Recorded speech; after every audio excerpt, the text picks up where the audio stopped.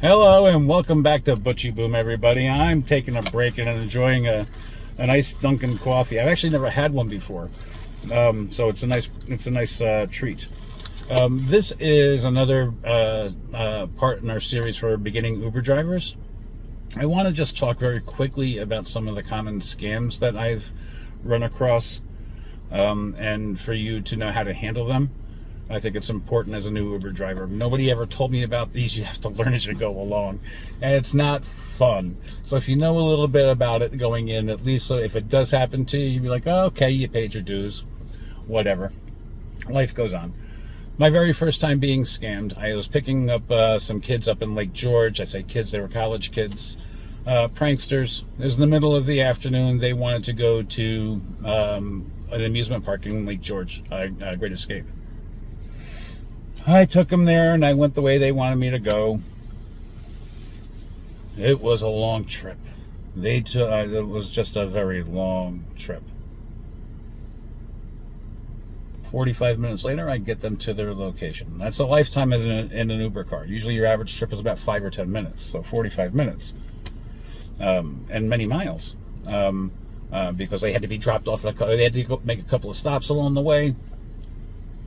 All said and done, it was going to be like a $45 fare. I was very excited. I'm at home and I'm looking. I got the $45, but I got a 1 star and I couldn't figure out what happened. And then I was too late for me to look. The next morning, my $45 was gone. 45 bucks. Well, come to find out that some riders figured out that if they give an Uber driver 1 star, that they can get a free friggin' ride. I was furiously upset. I didn't do anything. They didn't give an explanation. Nothing. It was just a 1 star rating, and then they demanded a refund. Somehow, some way, according to Uber, when I talked to them extensively, because I was like, wait, 1 star. So I was told that if you get 3 stars, you should be fired. 1 star, oh my God. That should be on a list somewhere. So, I don't know. Uber says don't worry about it. Things like that happen. I think they actually gave me the $45 back. But they told me I'd have to live with the 1 star. Well, that's not the end of the world. Okay, fine. A few days later, by the way, the 1 star mysteriously disappeared. So these people apparently had a history.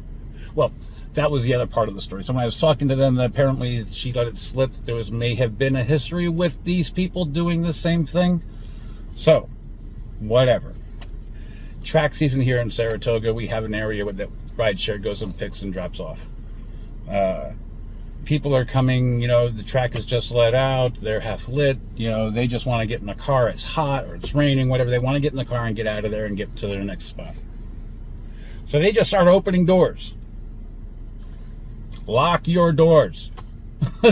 Lock your doors and don't let them in until you know their name, because otherwise, when someone's half lit, you can't argue with them. It's a bad situation all the way around. So keep your doors locked and make sure you got your right passenger in.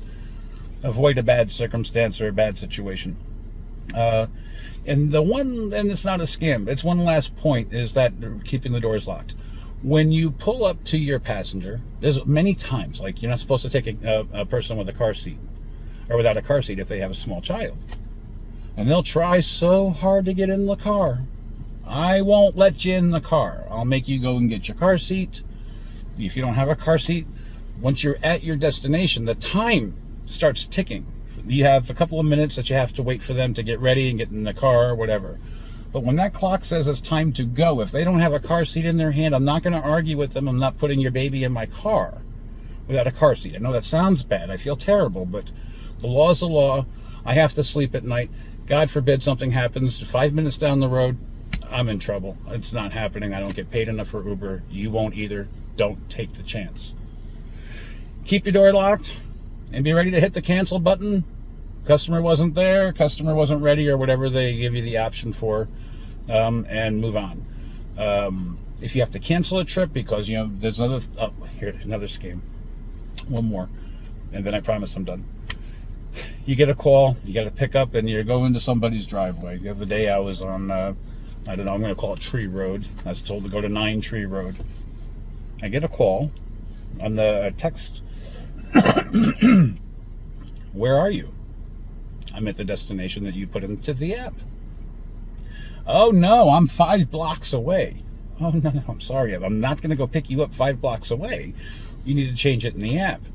Oh, for some reason she can't change it in the app, but yet she's calling from the app. So she can't change it in the app because she can't change it in the app, but yeah, she wants me to go pick her, and I just won't do it.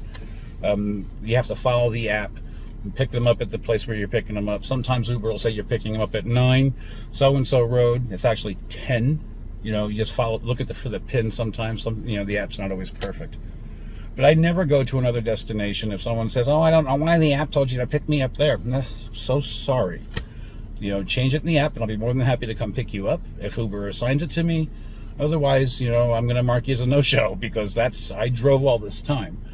So I hope this was informative. There's more videos coming. I have a whole bunch more stuff to you. I got some essential apps that you need to know about. Some more tips and tricks. I hope you subscribe. This is a real blast. I love it. And thank you again. And don't forget, everything is on YouTube and ButchyBoom.com. Thank you so much.